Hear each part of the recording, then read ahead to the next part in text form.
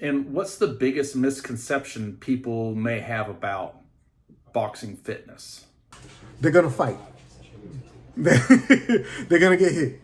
That's the biggest misconception people have, especially when they go into a gym. That's a whole nother waiver you gotta sign. Okay? That's a whole nother insurance we got. All right. It's totally different now. And I remember you saying to me long time ago about stepping into the ring to fight.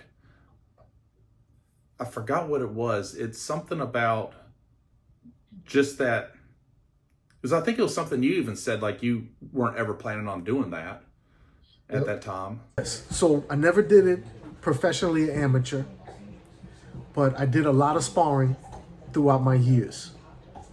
And so I would consider myself a glorified sparring partner. But by doing that, I learned the beautiful art and the discipline of it. A lot of us that have been involved with boxing for so many years, we consider it a martial art.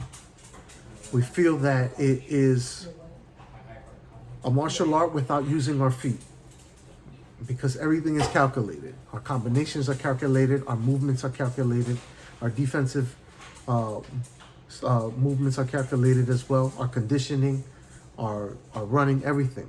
Everything should be measured and calculated correctly. If the math is right, you'll never go wrong.